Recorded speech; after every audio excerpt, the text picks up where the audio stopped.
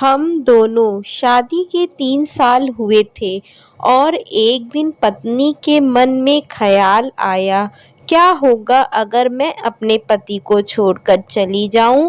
पति का रिएक्शन क्या होगा? फिर वह क्या करेगा? इसी विचार के चलते पति की परीक्षा लेने के लिए उसने एक चिट्ठी लिखी। उसमें लिखा, आपके साथ रहकर बोर हो गई हूँ। मुझे अब इस गृहस्थी से कोई लगाव नहीं है। मैं तुम्हारे साथ एक पल भी नहीं रह सकती। इसीलिए मैं तुम्हें और इस घर को छोड़कर जा रही हूँ।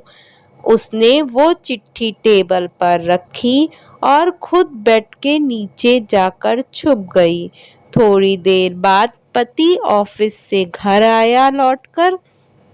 उसे घर में अपनी पत्नी कहीं नहीं दिखी। फिर उसकी नज़र टेबल पर रखी चिट्ठी पर पड़ी।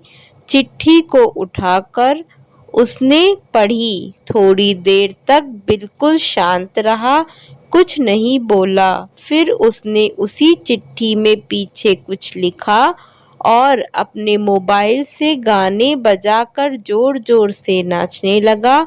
फिर उसने अपने कपड़े बदले और अपनी एक फ्रेंड का फ़ोन लगाया और कहने लगा, मैं आज आज़ाद हो गया हूँ। मेरी बीवी को आखिरकार ये एहसास हो गया कि वह मेरे काबिल नहीं है, इसलिए वह खुद ही मुझे छोड़कर हमेशा के लिए चली गई और मैं अब आज़ाद हो गया हूँ। तुमसे अभी सामने वाले बगीचे में मिलना चाहता हूँ। फटाफट वहाँ आकर मुझे मिलो। ऐसा कहकर पति घर से बाहर निकल गया। दोनों आंखों में आंसू की धारा लिए पत्नी बेड के नीचे से बाहर निकली। उसके हाथ थर-थर काँप रहे थे। कांपते हाथों से उसने टेबल पर रखी वो चिट्ठी उठाई और पढ़ी, जिसमें पति ने लिखा था, अरे पगलेट, तुम्हें तो ठीक से छुपना भी नहीं आता। बेड के नीचे से तुम्हारे पैर दिख रहे थे। तुम जल्दी से गर्मा गर्म चाय बनाओ। मैं सामने के दुकान से बिस्किट लेकर आता हूँ।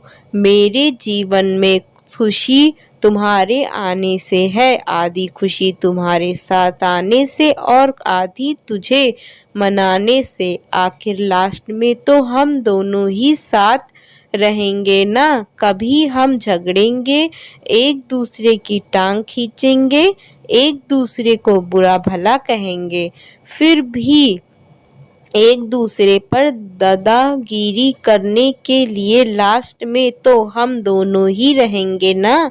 जो बोलना है बोलो, जो करना है करो। जब चश्मे गुम जाएंगे तब एक दूसरे की चश्मे ढूंढने के लिए लास्ट में तो हम दोनों ही रहेंगे ना। कभी ना रूठूं तो तुम मुझे मनाना, कभी तुम रूठो तो मैं तुझे मना लूँगा। एक दूसरे को लाड लडाने के लिए आखिर में हम दोनों ही रहेंगे। जब नज़र कम आएगा, सुनाई कम देगा, तब एक दूसरे को ढूंढने के लिए हम दोनों ही रहेंगे ना। जब घुटने में दर्द बढ़ जाएगा, कहीं आना जाना भी बंद हो जाएगा, तब एक दूसरे के नाखून काटने के लिए हम दोनों ही रहेंगे ना।